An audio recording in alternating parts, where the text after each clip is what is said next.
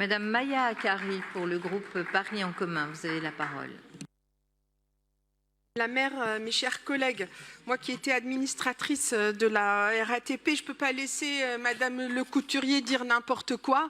Et ce n'est pas la ville de Paris. Certes, la ville de Paris est le plus gros pourvoyeur financier du STIF, mais c'est très très loin. C'est très très loin de tous les financements, et nous n'avons pas de parole prépondérante ni au STIF où nous ne sommes pas majoritaires, ni à la RATP. Donc c'est vraiment un mensonge éhonté, c'est regrettable.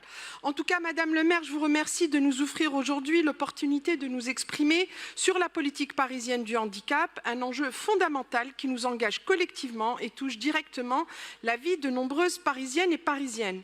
En France, plus de 12 millions de personnes vivent un handicap.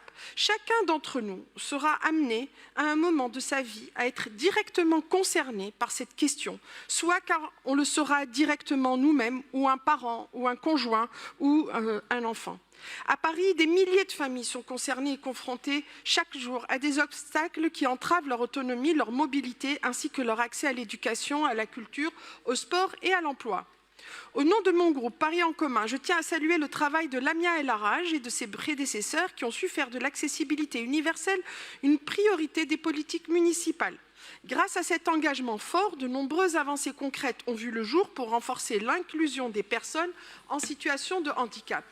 Cependant, 20 ans après la loi de 2005 que nous fêtons aujourd'hui, nous devons reconnaître que l'accessibilité reste un défi quotidien. Des progrès ont été réalisés, mais il faut aller plus loin, plus vite et plus fort pour garantir une égalité réelle des droits et des chances.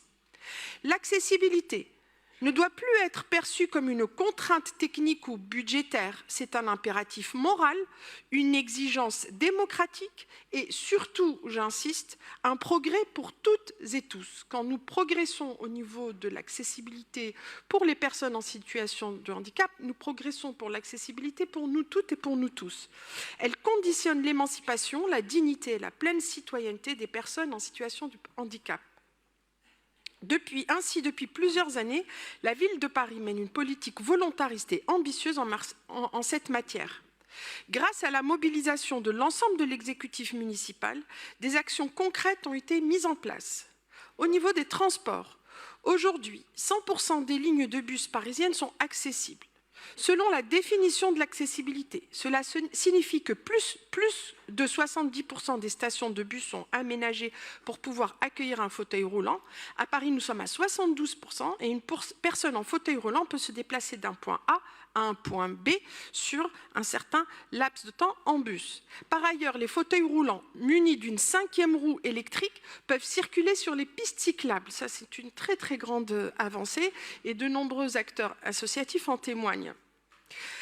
Et la ville donne une aide pour l'achat de cette 5e roue électrique. La ville distribue également dans les mairies d'arrondissement des télécommandes, cher Camille Nagy, qui permettent d'activer les feux sonores pour les personnes malvoyantes. Tous ces dispositifs représentent une avancée majeure qui facilite les déplacements quotidiens de milliers de personnes. Toutefois, dans le métro et le RER, l'accessibilité reste insuffisante. Et il est impératif d'accélérer la mise en accessibilité des stations en collaboration avec Île-de-France Mobilité et la RATP et l'État. Parce que la question des transports en commun, c'est un sujet qui concerne l'État. Quand on voit qu'on a besoin de milliards d'euros pour rendre nos transports en commun accessibles, c'est comme le logement, ce n'est pas qu'un sujet des collectivités locales. Dans nos bibliothèques, nous avons enrichi les collections avec des livres en braille, des audiobooks et des ouvrages en FALC, faciles à lire et à comprendre. Des animations inclusives et des équipements adaptés sont également déployés.